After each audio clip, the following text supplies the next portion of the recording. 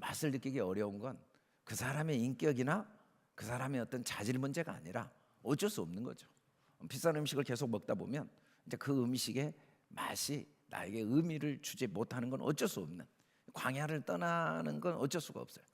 두 번째는 동거할 수가 없게 됐습니다. 동거. 소유가 너무 많아져 가지고 동거를 할 수가 없어요. 동거. 사실은 창세기부터 계시록까지 짐승이 아니고, 뭐 짐승도 마찬가지지만 피조물 중에 특별히 인간은 하나님의 형상대로 지음받은 인간에게 제일 중요한 한 가지를 이야기하면 동거입니다. 동거. 이보다 아름답고 선한 게 없어요. 이보다 정말 행복하고 이보다 나에게 가치 있고 의미 있는 건 없죠. 여러분, 우리가 내 몸의 세포 하나하나가 정말 소중하죠. 그러나 어디까지나 동거할 때지 떨어져 나가면 티끌, 먼지, 정말 보이지도 않는 먼지에 불과합니다. 그러나 내 몸에 붙어 있으면 생명, 손톱도 되고 발톱도 되고 얼굴도 되고 피부도 되고 뼈도 되고 얼마나 소중한지 몰라요. 동거. 사람이 동거하지 않으면 좋지 않다, 혼자 있으면 좋지 않다라고 성경은 말하고 있어요. 사실 제일 행복한 게 뭐냐면 마음이 함께 딱 맞아서 같이 마음을 나눌 수 있는 사람을 만나는 것보다 삶을 살아가면서 행복한 경험을 할 수는 없습니다. 또 그 마음 맞은 사람이 가다가 마음이 깨질 때보다 고통과 아픔과 외로움과 허물을 느끼는 경우는 없는 것 같아요. 물론 우리가 살면서 많은 어려움이 있지만 사람의 마음이 내게 멀어져 갈 때가 제일 절망, 고통이죠. 마음이 함께 동거할 수만 있다면 이보다 아름답고 선한 게 어디가 있겠습니까? 그런데 재물을 소유하게 될 때 신기하게 동거가 어려워지게 되는 것 같아요. 동거가 불가능. 이 재물은 마음과 같이 갈 수가 없어요. 그러니까 누군가와 마음을 나누려고 할 때 제일 먼저 내 마음의 재물에 대한 풍부함하고자 하는 욕심이 없어지지 않고는 불가능하다는 거죠. 왜냐하면 재물에 대한 욕심이 있으면 반드시 다투거든요. 반드시 다퉈요. 이 다툼이란 리브라는 단어가 논쟁, 대적, 불평, 꾸짖음. 그래요. 부부는 사랑해서 결혼을 해요. 그래서 많은 다툼이 있어요. 그런데 결국은 다툼이 소유 문제입니다. 내가 원하는 방법대로 가정생활을 소유하고 싶고, 내가 원하는 방법대로 자녀를 양육하고 싶고, 나의 그 소유, 나의 생각, 나의 계획, 나의 욕망, 이게 갈등이 생겼어. 나의 소유 때문에 다툼. 그래서 논쟁을 하죠. 너 잘못했어. 그 사람이 잘못했다는 말이 아니라 알고 보면 나의 소유에 방해가 된다는 거죠. 논쟁의 내용이 막 도덕을, 윤리를, 그리고 뭐 과거, 현재, 뭐 판례를 다 들이대지만 그 뿌리를 보면 사실은 내가 원하는 소유권에 대한 욕망 때문이죠. 그리고 이제 그게 심하면 대적하게 됩니다. 그래서 갈라지기도 하고 원수가 되기도 하고, 이제 국가 간에 지금 전쟁이 일어난 이유는 다 소유 문제죠. 소유. 내 욕망대로 살고 싶고 내 욕망을 더 움켜쥐고 싶은 소유욕 때문에. 지역 간의 갈등도 소유입니다. 다 각자가 가지고 있는 소유에 대한 욕구. 이제 지역의 갈등이 없어서 들어가 보면 이제 그 지역 안에서 또 구역 간의 갈등이 있고, 그 구역 안에서 또 가정 간의 갈등이 있고, 가정 안에서 부모 자식 간의, 부부 간의 갈등의 모든 뿌리는 소유. 만일에 소유가 없으면 갈등이 없죠. 갈등이 심한 경우의 공통점은 풍부의 양에 의해서 결정됩니다.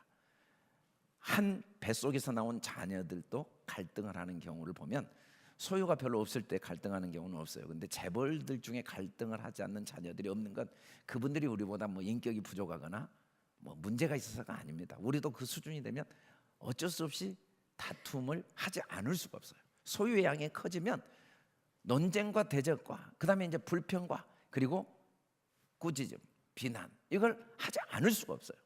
뭐 돈이 없을 때 부부들의 그 갈등과 많을 때 갈등은 상상을 초월하죠. 욕심이 많은 자는 다툼을 반드시 일으킵니다. 이 다툼은 알고 보면 이제 착각이죠. 내 것이 하나도 없는데 내 거라는 착각. 내 돈이라는 게 아예 존재하지 않는데 내 돈, 빈손으로 왔는데 내 시간이 존재하지 않고 내 아내가 아니고 내 남편이 아니고 내 자녀가 아니고 내 인생, 내 꿈, 내 계획이 아닌데 착각. 이 착각이죠. 다 하나님 거죠. 하나님 거. 물론 하나님 것이 내 거니까 내 건데 그 내 것은 내가 소유해서 내 것이 아니라 하나님 것이어서 내 것인 그 내 것이 없는 사람들, 하나님 것으로 인한 내 것이 아니라 내 것으로 인한 내 것, 이게 이제 다툼의 원인이죠. 우리 아내하고 며칠 전에 가면서 이 도로가 누 거지 했더니 저를 쳐다보더라고요. 내 거야. 내가 세금 냈으니까. 이 공원이 누 거지? 내 거야. 이 건물이 누 거지? 내 거죠. 왜냐하면 우리나라잖아요. 우리나라. 우리 소유의 개념이 이제 착각 속에 있는 분들은 나는 땅 한 평이 없어 그런 말을 많이 하는데 이 땅이 다 내 땅이죠. 뭐 내가 대한민국 국민이잖아요. 국가의 공공기관은 다 내 거죠. 내 거죠. 사실은 우리 굉장히 부자예요. 근데도 항상 기죽어서 사는 거예요. 돈 한 푼 없다, 땅 한 평 없다, 나는 왜 이렇게 가진 게 없나. 근데 그건 이제 뭐 착각은 자유니까 어쩔 수 없잖아요. 뭐 자기 것이 그렇게 많은데도 착각하니까. 또 자기 땅이라고 생각하는 사람은 자기 땅이 하나도 없거든요. 그 자기가 아닙니다. 하나님이 다 주신 거죠.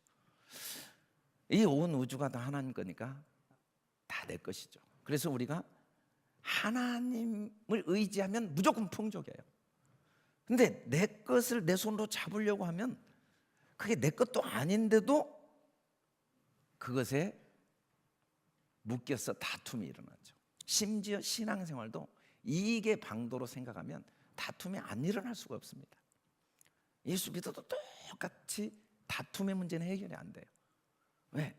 내가 더 기도하고 신앙생활 열심히 해서 우리 교회가 더 다른 교회보다 잘 되고 내가 더 잘 되고 우리 가정이 잘 되고 우리 자녀가 잘 되고 내 사업이 잘 되고 이 소유에 대한 욕구, 이게 내 거라는 욕구가 있는 한 기도를 아무리 많이 하고 성령 체험을 아무리 많이 해도 다툼의 문제는 별개예요.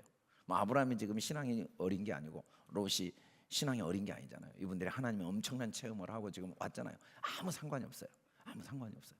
일단 내 안에 여호와를 의지하지 않으면 가난한 마음 때문에 항상 다툼이 일어나죠. 다툼. 그래서 미련한 자의 입술은 다툼을 일으키고 그 입은 매를 자청합니다. 머리끝부터 발끝까지 상처 없는 게 하나도 없어요. 마음의 상처가 항상 열등감, 비교의식, 원망, 분노, 미움, 이 대적, 불평, 논쟁, 막 그럴 수가 있어. 뭐 나쁜 놈, 죽일 놈 이런 것들이 한순간도 떠나진 않아요. 그래서 정수리부터 발끝까지 계속 매를 맞고 사는 거죠.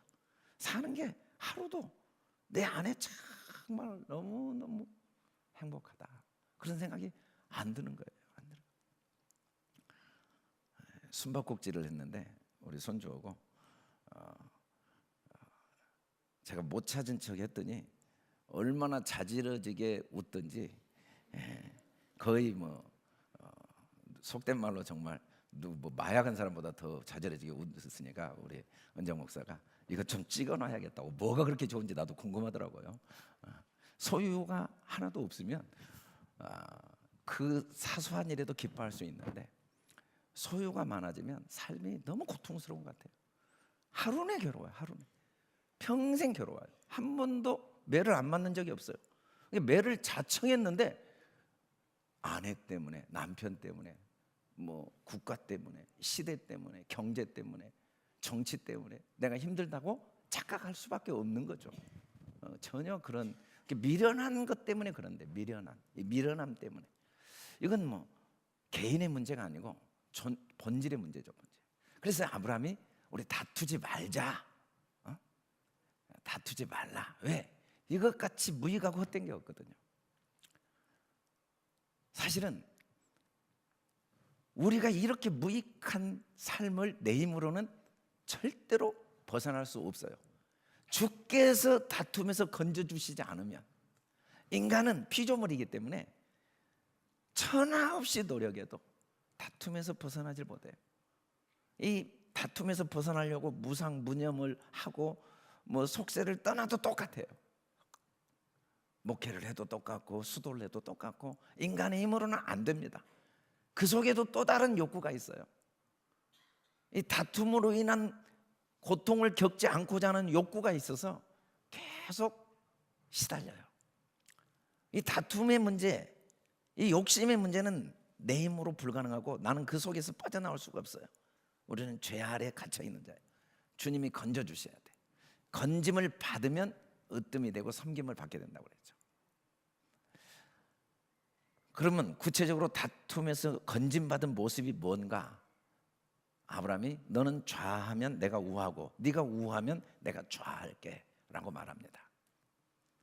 이 다툼에서 벗어났다는 건 뭔 말이냐면 옳고 그름과 좋고 나쁨이 없어요. 뭐 좌? 이게 옳아? 네가? 그럼 나 우할게. 네가 우가 옳아? 그럼 나도 좌할게. 이게 전혀 좌우가 중요하지 않게 된 게 다툼에서 건짐받은 거죠. 이 마음은 뭐냐면 남을 나보다 더 훌륭하게 보는 거예요. 물론 아브라함이 나이 많으신 최고 연장자고 그 지금 공동체의 최고의 위치에 있습니다. 그리고 아브라함이 롯을 부자 되게 했어요. 롯이 아브라함 따라와 가지고 풍부해졌어요. 롯의 풍부함에 아브라함의 공로가 엄청나요. 근데 아브라함이 그것에 대해서 전혀 주장하지 않는 이유는 뭐냐면 내가 너보다 나은 건 하나도 없고 만일에 내가 너의 부자 되는데 도움이 됐다면 내가 아니고 하나님 주신 은혜니까 나는 너에게 네가 어떻게 나이도 어린 놈이 내가 먼저 나의 유익, 나의 생각을, 나의 계획, 나의 몫을 차지해야 되지. 그리고 너는 그 다음에 차지하는 게 당연하지 라고 말하지 않았던 건 아브라함이 인격이 훌륭해서도 아니고 무슨 신앙이 좋아서도 아니고 무슨 뭐 갑자기 변화돼서가 아니라 하나님께서 아브라함에게 주신 은혜죠. 그 은혜가 뭡니까? 겸손한 마음을 주셨어요. 아버지 하나님이 나의 모든 것의 공급자이시고 나를 도우시는 분이구나. 마른 떡 한 조각만 있고 화목하는 것이 제육의 집이 가득하고 다투는 것보다 낫고 다투는 시작은 독에서 물이 새는 것과 같은즉 싸움이 일어나기 전에 시비를 그쳐라 라고 했는데 무엇이나 거칠애로 참으로 이게 빌립보 교인들이 바울 감옥에 들어가는 순간 바울을 괴롭히려고 전도하는 사람이 있어요. 너무너무 동기가 악하죠. 어떻게 그럴 수가 있어요? 아니 지금 감옥에 복음 전하다 들어갔으면 어떻게든지 마음 아파해야지. 그래도 자기들에게 복음을 전해준 목자인데 근데 이번 기회에 완전히 바울이 목자가 아니 사도가 아니라는 걸 증명해 내버리려고 열심히 복음을 전하는 거예요. 아주 거칠해져. 아주 거짓된 것으로. 어떤 사람은 바울이 복음 전하다 감옥에 들어간 것 때문에 눈물이 나와서 우리가 우리 목숨을 이렇게 보호할 수 없다. 나도 목숨을 내놓고 복음을 전하겠다. 참으로 그게 나한테 무슨 관계냐 바울은. 나는 그런 데 관심이 없다. 뭐 그것도 하나님의 선한 뜻에 있고 이것도 자랑할 것도 없고 그것도 그 사람도 하나님이 주신 은혜죠. 이 사람은 아직 하나님의 은혜가 임하지 않은 거지 라고 말하면서 나는 그것 때문에 뭐 억울하고 그게 인간이냐 그게 인간이야? 짐승도 그렇게는 안 하겠다. 그런 말을 나는 할 수가 없다. 나는 예수 외에는 관심이 없다. 나를 위해 십자가에 죽으신 주님의 은혜 나는 내놓을 게 하나도 없다. 예수 외에는. 나는 예수님 외에는. 그래서 나는 그 이야기 들어도 기쁘다. 이게 이제 하나님께 건진받은 삶이죠. 하나님은 우리가 그 길로 가기를 원하시거든요.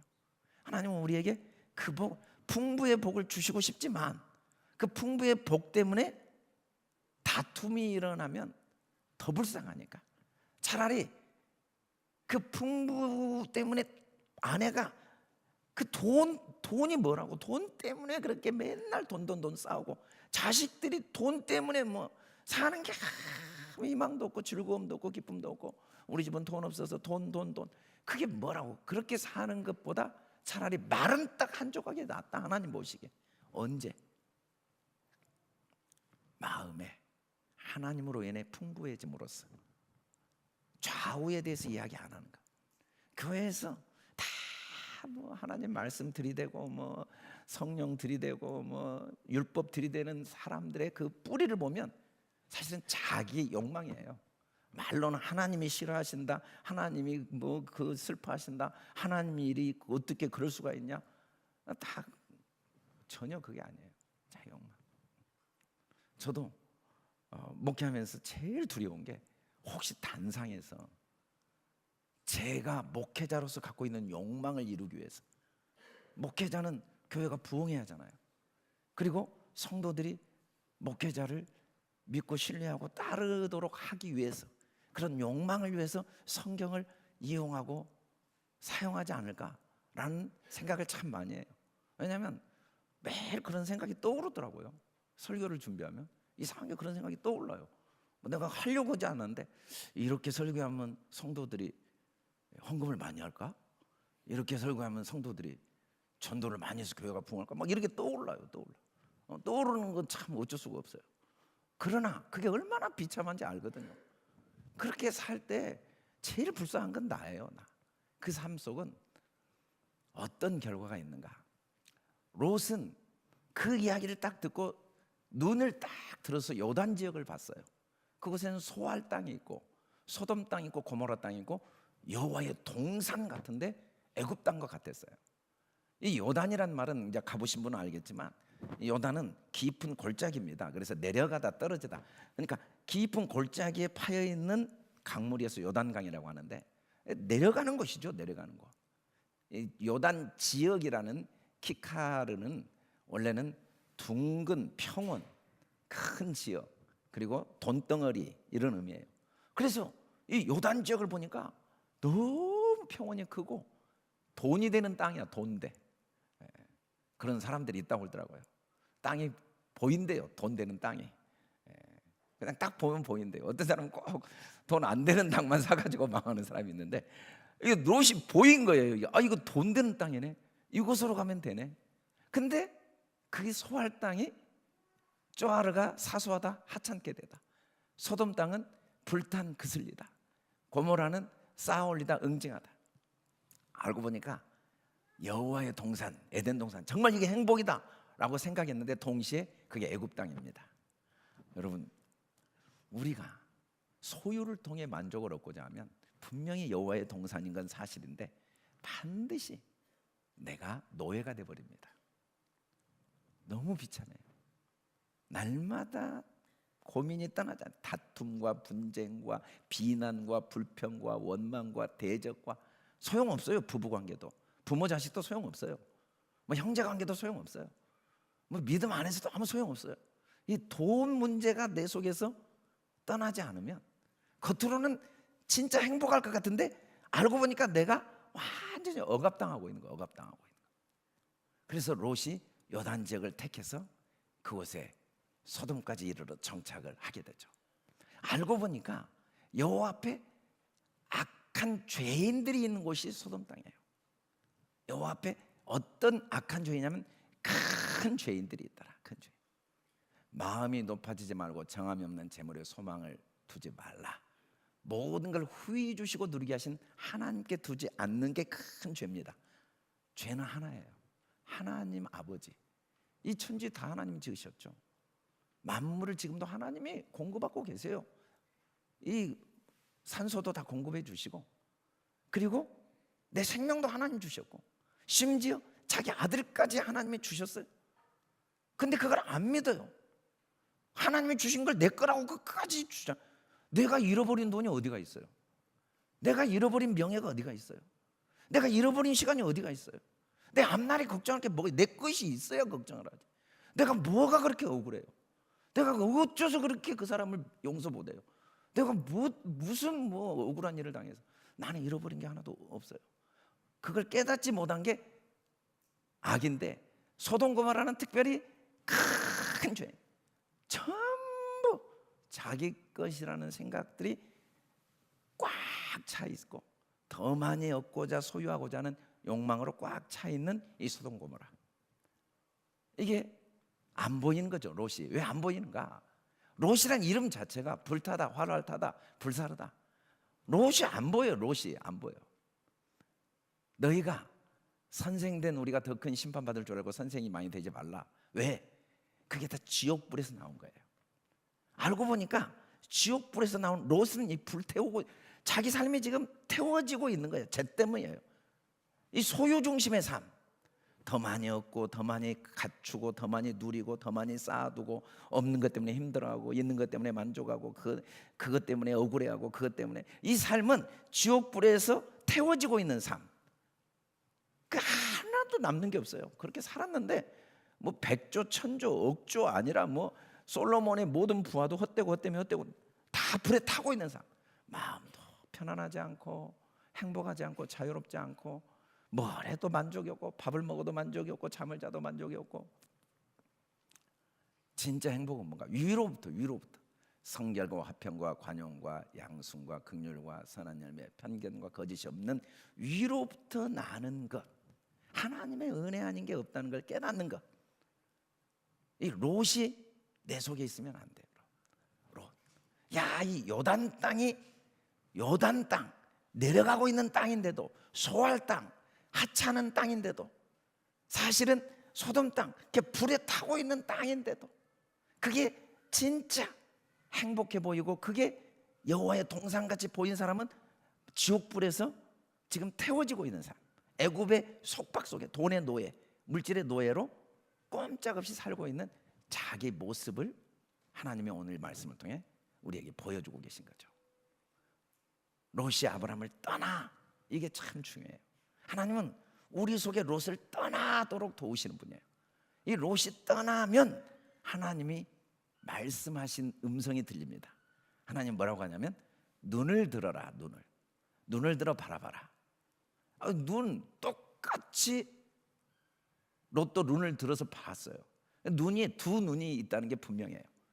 눈을 들어 여호와의 동산을 보는 사람이 있고, 눈을 들어 동서남북을 보는 사람이 있어요. 이 동서남북을 보는 사람은 하나님의 음성을 들은 사람이죠. 동서남북, 이 북쪽은 어두운 숨겨진, 남쪽은 광야 바싹 마르다. 우리가 지금 동서남북이라는 단어를 쓰고 있지만 원래 그 단어는 그런 의미를 갖고 있는 걸 그렇게 지금 차용해서 쓰고 있죠.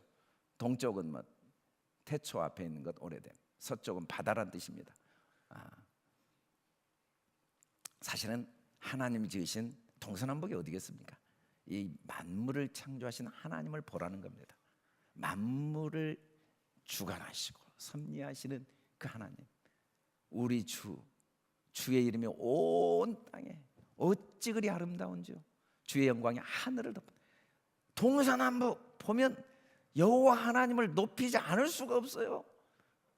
이 공간을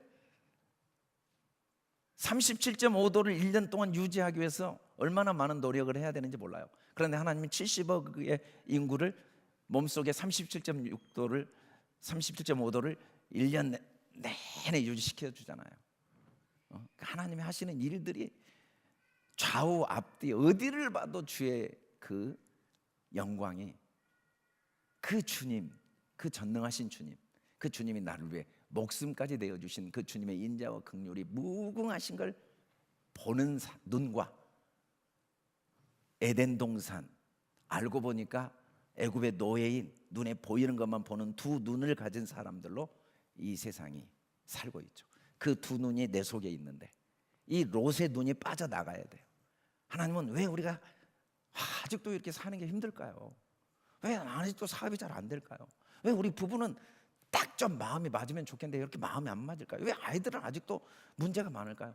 이 세상은 왜 이렇게 좀 경제가 딱 풀리면 얼마나 좋아요?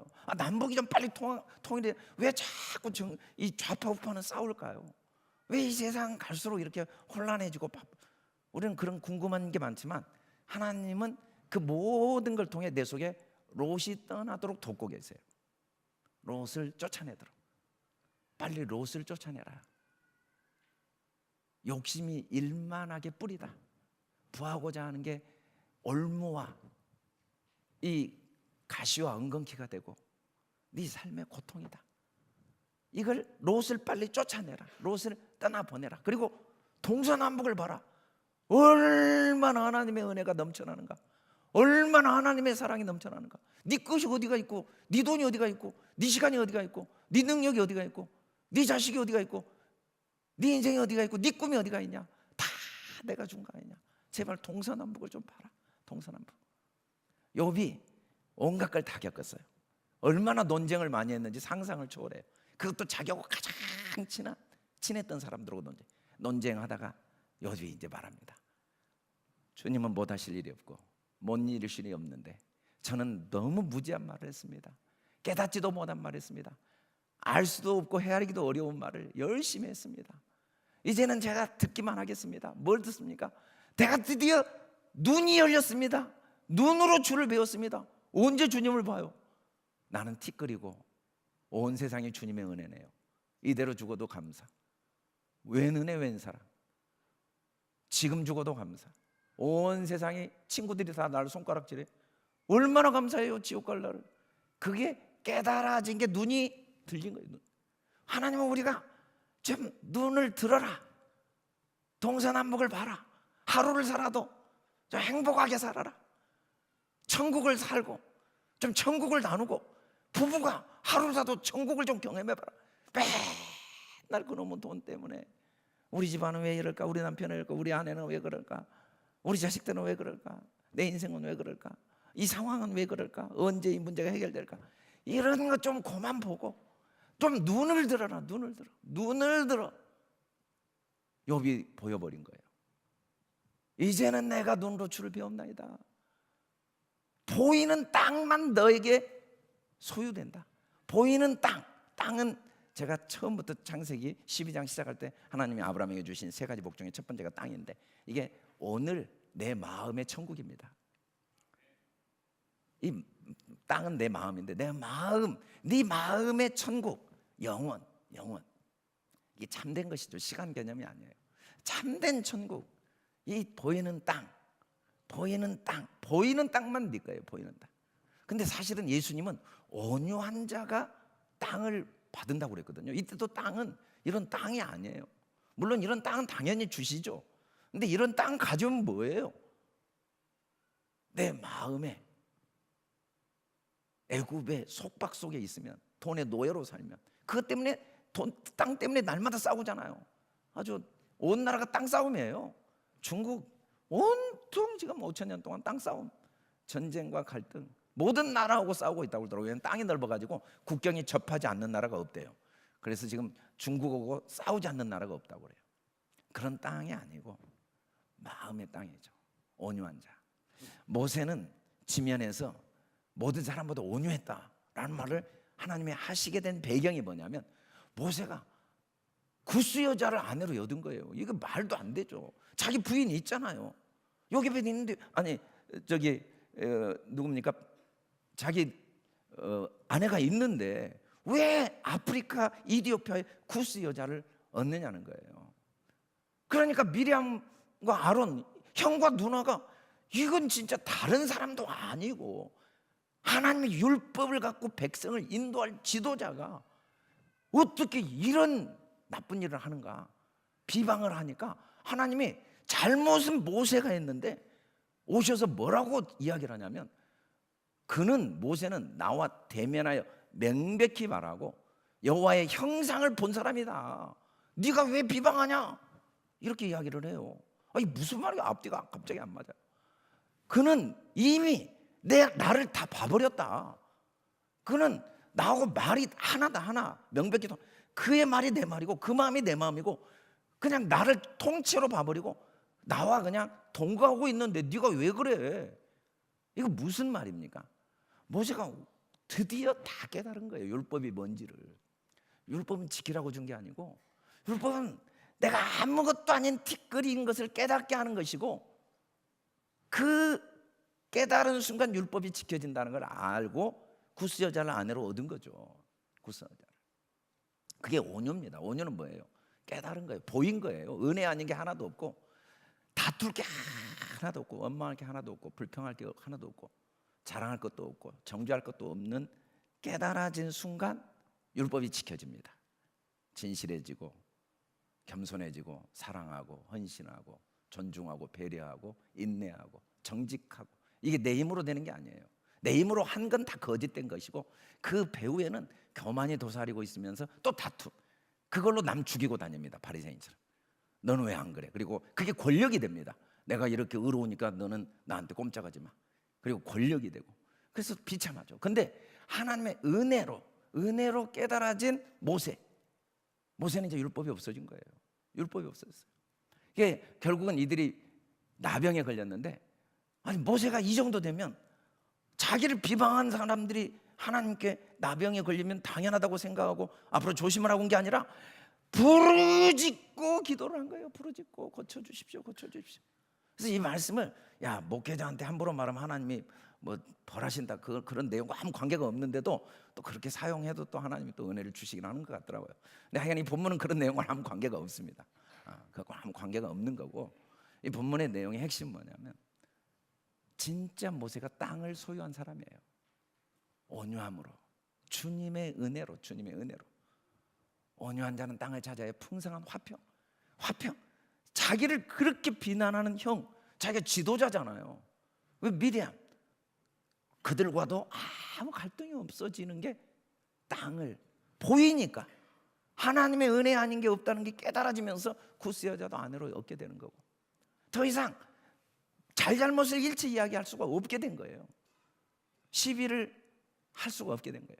하나님이 아브라함에게 이제는 뭐라고 하냐면, 일어나 그 땅을 종과 행으로. 그 땅이 어떤 땅이에요? 은혜의 땅, 하나님의 사랑의 땅을 종, 영원성이고 행, 광대성인데 종과 행으로, 그 하나님의 사랑의 뿌리가 터가 굳어졌으면 그 사랑을 알기 위해서 넓이와 길이와 높이와 깊이가 어떠한가를 알기 위해서 두루 다녀라. 우리가 하루를 살아가는 이유는 하나님의 은혜와 사랑을 배우고 깨달아가는 시간으로 하나님 주신 거예요. 다른 이유는 없어요. 우리의 삶의 모든 것 하나님의 은혜를 깨달아가는. 어느 날 딱 보니까 아브라함이 헤브론에서 거주를 하고 있어요. 헤브론은 교통, 연합, 참여, 동맹. 이제 동맹이 된 거죠. 동맹. 아브라함이 원래는 세겜 땅에 있었어요. 하나님의 능력의 땅, 어깨, 모든 짐을 짊어지고. 그런데 베델, 하나님의 집에 있었어요. 하나님이 그 모든 소유를 그에게 주신 하나님의 집에 있었어요. 근데 결국은 아브라함이 어디에 있냐면 헤브론 우리가 가봤거든요. 표고가 927m, 주변 산들이 1000m가 넘어요. 진짜 어마어마한 산들입니다. 거기에 이제 헤브론, 이곳에 아브라함이 그의 아내를 매장합니다. 막벨라굴. 지금도 4000년 전에 그 무덤 자리에 그 가묘 관이 있죠. 그래서 우리가 그곳 사진을 찍었어요. 그리고 아브라함뿐 아니라 그 아내 사라뿐 아니라 자기도 거기에 묻히고 이삭도 거기에 묻히고 야곱도 거기에 묻혀 있는 무덤이 거기 가면 다 있어요. 헤브론에 거하게 하시는 하나님의 소원. 물론 아브라함이 왔다 갔다 하지만 결국은 영원히 머문 곳은 헤브론입니다. 하나님이 정말 우리에게 원하시는 건 나와 함께 동거하자, 나와 함께 사귀자, 나와 함께 누리자. 네 짐 다 내 거야. 네 고민 다 내 거야. 네 자랑거리 다 내 거고, 네 능력 다 내 거고, 네 실패, 네 아픔, 네 죽음 다 내 거야. 같이 누리자. 네 죽음이라고 제발 네 고민이라고 그만 생각해. 네 문제라고 그만 생각해. 네 능력이라고 그만 생각하고 다 맡겨. 나랑 좀 누리자. 헤브론, 나랑 좀 같이 사귀자. 나와 함께 동역하자. 하루를 살아도. 너는 내가 목숨을 주고 산 내 아들이잖아. 네가 행복이야, 내가 행복하잖아.